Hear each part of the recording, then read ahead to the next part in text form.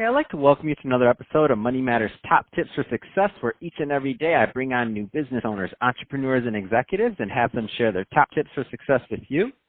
My name is Adam Torres. You can follow me on Instagram at AskAdamTorres to keep up with my book releases, book tour schedule, signings, all that other good stuff. Always love to connect with you there. And as always, if you'd like to apply, become a co-author of one of my upcoming books, just head on over to the website, moneymatterstoptips.com, and click on Become an Author to apply.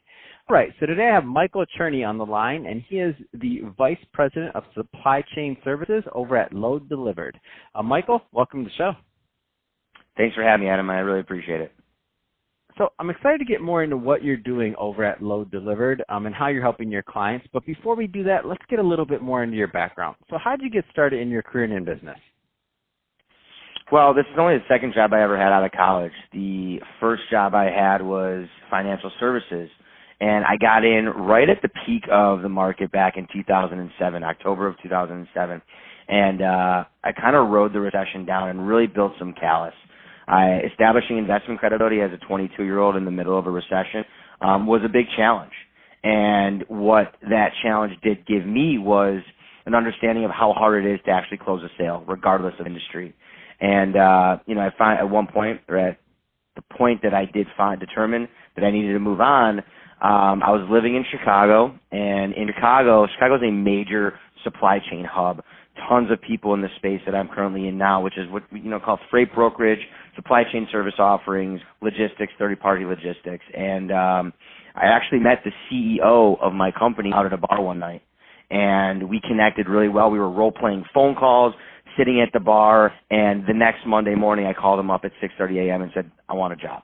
And the rest, they say, is history. I identified LoadDelivered as a good company for me because I wanted to be part of something special, and I didn't want it to be another number. I wanted to be in early on. At the time, LoadDelivered was a startup, and I really wanted to make an impact on the growth of whatever it was I was going to take on next.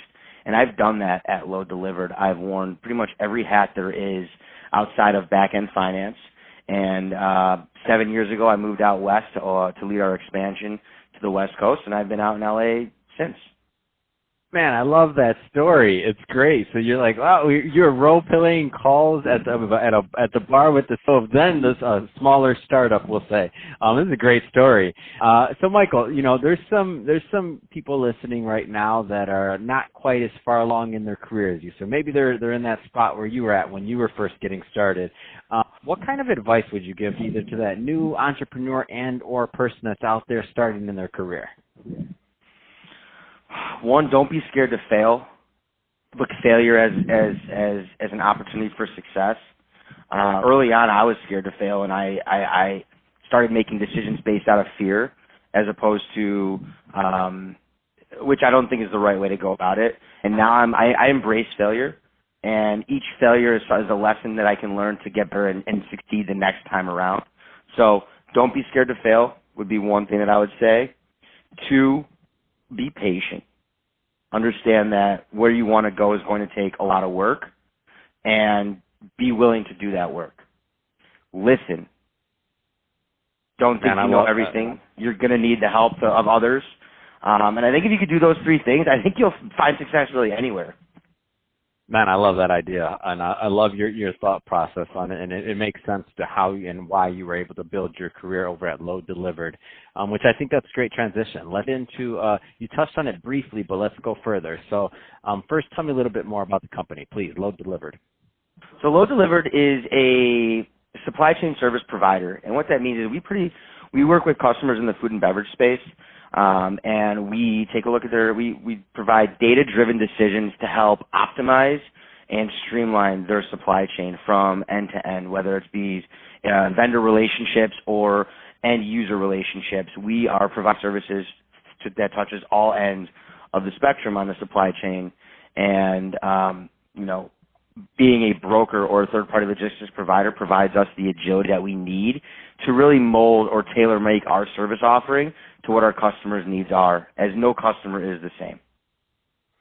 So you've been in the industry now over a decade, and I think a lot has changed and is changing. Is there any kind of trends that you care to comment on, just in general in the logistics that you're seeing? I think the day of a pure transportation provider is gone.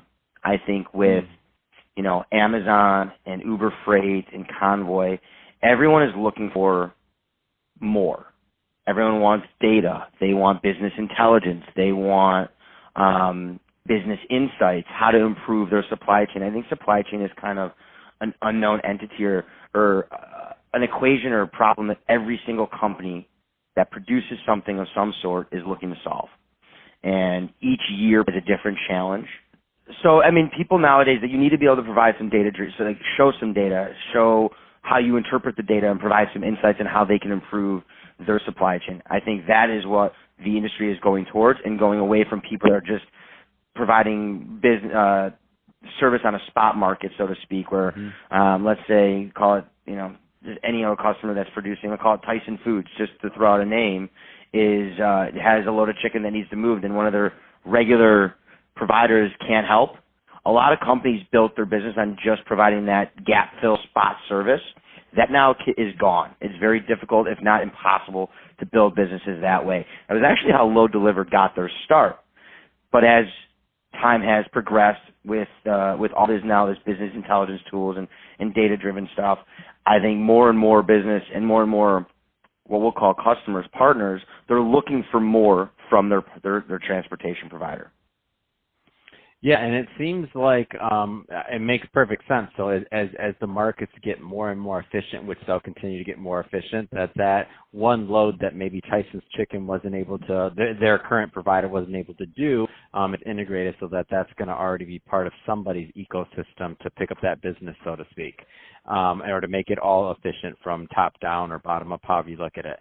That's awesome. How do you feel? And just because you see this all the time, what kind of role do you think technology is playing overall in supply chain logistics from your vantage point, based off of when you started versus what you're seeing now?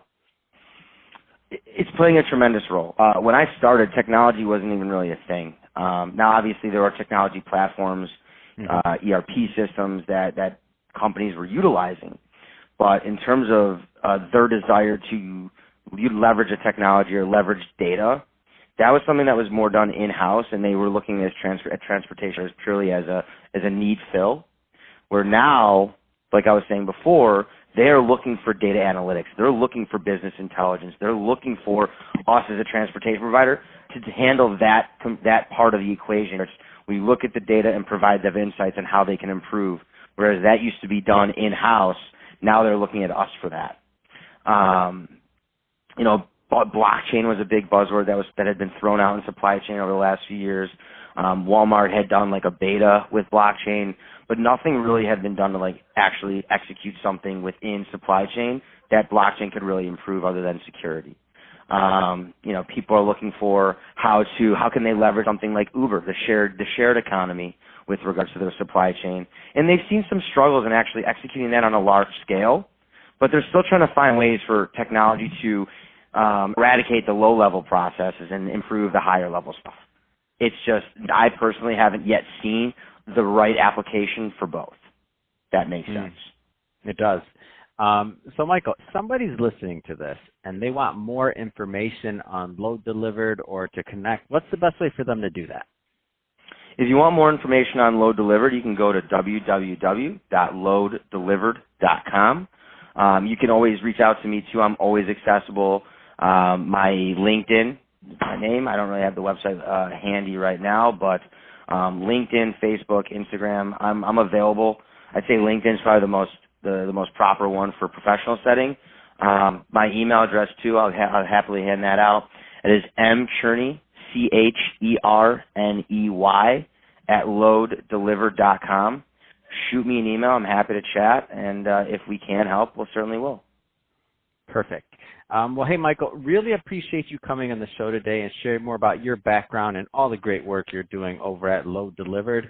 And to the audience, as always, thank you for tuning in. Hope you got a lot of value out of this. If you did, don't forget to subscribe to the podcast, leave me a review on the Apple iTunes Store, do all those great things we do to support our podcasters. I really do appreciate it. And, Michael, thanks again for coming on the show.